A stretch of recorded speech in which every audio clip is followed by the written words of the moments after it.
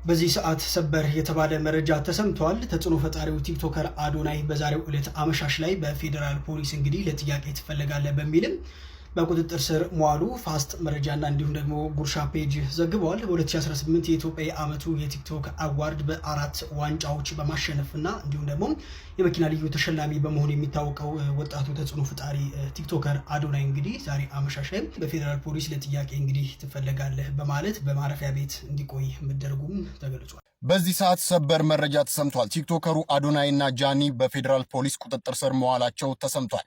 ታዲያ በፌዴራል ፖሊስ በቁጥጥር ስር የዋሉት ለጥያቄ ትፈለጋላችሁ ተብሎ በዛሬው ዕለት ነው። ታዲያ ይህም በሶሻል ሚዲያ ላይ መነጋገሪያ ሆኗል። በአሁኑ ሰዓት ጃኒና አዶናይ መታሰራቸው ተሰምቷል። ጉርሻ ፔጅ ባወጣው መረጃ ላይ እንደተመለከትኩት ዛሬ ምሽት ላይ እንግዲህ አዶናይና ጃኒ በፌዴራል ፖሊስ በቁጥጥር ስር መዋላቸው ተሰምቷል። ሰበር መረጃ ተሰምቷል። አዶናይና ጃኒ መታሰራቸውም ተሰምቷል። ምክንያቱ ለጊዜ ባልታወቀ ሁኔታ በአሁኑ ሰዓት ለጥያቄ ትፈለጋላችሁ ተብሎ በእስር እንደሚገኙም በአሁኑ ሰዓትም ፋስት መረጃም ይፋም አድርጓል። በዚህ ጉዳይ ላይ ተጨማሪ መረጃ ማገኝም ከሆነ የማሳውቃችሁ ይሆናል። ጉዳዩን ለመከታተል ፎሎ ማድረግም አይረሳ።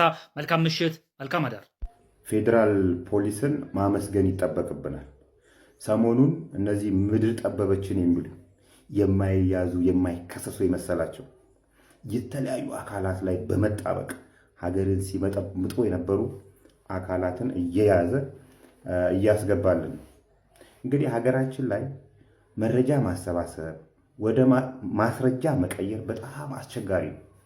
ለምሳሌ በመንግስት መስሪያ ቤቶች በየትኛውም ሴክተር ላይ ያለ ሰራተኞች እውቅና ምንም አይነት ሌብነት ሊካሄድ አይችልም። ትናንሽ ሰራተኞች ራሳቸው ኢንፎርሜሽኑን ያውቁታል። የተደረገውን የተሰረቀውን ነገሮች ያውቃሉ በየመስሪያ ቤቱ ብትሄዱ። ነገር ግን ፍራቻ እየገደሏቸው ፍራቻ ይሄንን ማስረጃ ይዞ እንደዚህ እያደረጉ ነው ብሎ ለህግ አካላት በእርግጥ የህግ አካላትም ብዙ ጊዜ አይታመኑም። ነገር ግን ታመኑም አልታመኑም የድርሻህን የዜግነትን መወጣት ያባት ነው። ማንም አይመጣም። ፍራቻው ልነግራችሁ አልችልም።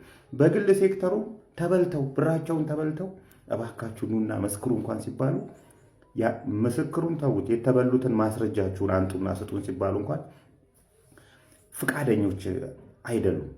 በህግ ላይ ያላቸው ኮንፊደንስ በጣም የወረደ ስለሆነ ነውና ይሄን ለመስበርም እንዲመች ፌዴራል ፖሊስ እነዚህ መረጃዎች አሰባስበ ወደ ማስረጃ ቀይረ እነዚህ ኮሎሌ ሲሉ የነበሩ ከተማችን ላይ ለያዥ ለገናዝ ያስቸገሩ ሰዎችን ይዘህ ወደ ህግ ማቅረብህ እናመሰግናለን ያስበላል። እንግዲህ የኛ ሀገር ሌብነት ከፋቱ ነግራችኋችን ምን እንደበደልናቸው እኮ ግርም ነው። እንግዲህ ሀገር ከፍተኛውን ወጪ የምታወጣው በግዢ ነው። በውጭ ሀገር ግዢዎች ናቸው። ከፍተኛውን ወጪ ድርሻውን የሚይዘው ደግሞ የመዳበሪያና የነዳጅ ግዢ ነው። መዳበሪያ ግዛልኝ ብለህ የሰጠኸው ሰው ኃላፊነት ሰጥተኸው ብሩን ይስረቅ። እንዴት የተበላሸ መዳበሪያ አምጥቶ ለገበሬ ይውሰዱ ይዝሩበት ይላል? ከዚህ በላይ ህዝብን መግደል አለ እንዴ? ሌቦች ሌብነት ላይ የሞት ቅጣት ሊበየን ይገባል። ፓርላማው ይህንን ሊያጸድቅ ይገባል፣ ተግባራዊም ላደርግ ይገባል ምለው ለዚህ ነው። እንዲህ ተጨካክነናል ነው የምላችሁ። ፈሪ አጣጭ ካሉ። ስለዚህ እነዚህን ሰዎች እየለቃቀምክ ማስገባት